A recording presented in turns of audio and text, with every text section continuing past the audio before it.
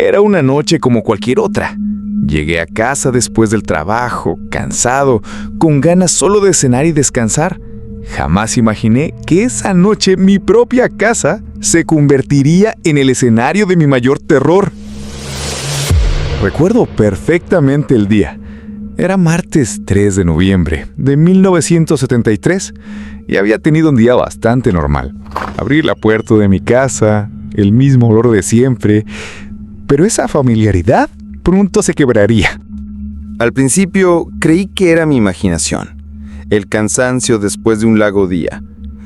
Pero esa sensación, esa punzada fría en la nuca cuando bajaba las escaleras por la noche, se hizo más fuerte. Una noche, mientras iba por un vaso de agua, vi algo al final de la escalera. Una sombra, demasiado definida para ser un simple juego de luces. Duró solo un instante, pero su forma era vagamente humanoide. Luego empezaron los ruidos. Un suave roce, como si alguien arrastrara los pies en el escalón inferior. Al principio lo ignoré, pensando que eran las tuberías o la casa asentándose. Pero siempre venía cuando estaba solo y todo lo demás estaba en silencio. La peor parte era la sensación, la certeza de que alguien me observaba desde abajo.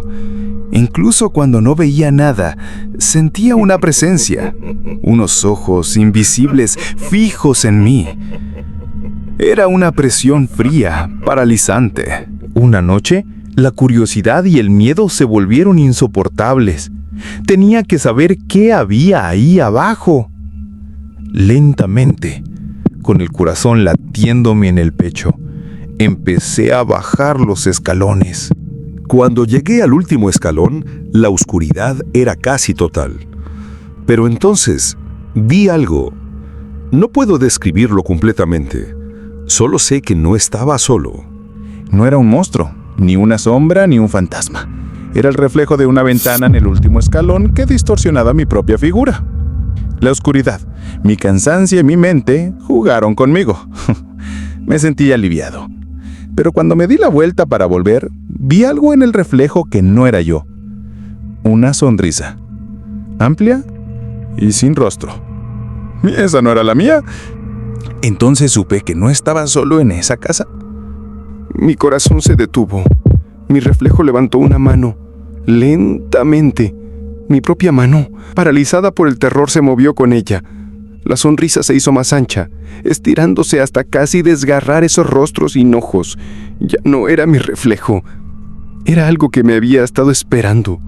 Algo que se había alimentado de mi miedo y ahora estaba listo para salir. La sonrisa en el reflejo se desvaneció y mi propio rostro, ahora libre, gritaba en silencio detrás del cristal. La criatura se había apoderado de mi cuerpo y yo, el verdadero yo, quedé atrapado. Un escalofrío de resignación me invadió. Ya no era el dueño de mi cuerpo, sino el espectador de mi propia vida, viéndome subir las escaleras y cerrar la puerta de la habitación. Escuché su voz en mi mente. Ahora me toca a mí. En mi reflejo vi una lágrima correr por mi rostro. Una lágrima que nunca llegó a mis ojos. Ahora él vive mi vida. Usa mi rostro, mi voz, mi nombre. Pero a veces, cuando pasa frente a un espejo, por una fracción de segundo, veo el terror en sus ojos prestados. ¿Será que aún estoy ahí? ¿Esperando?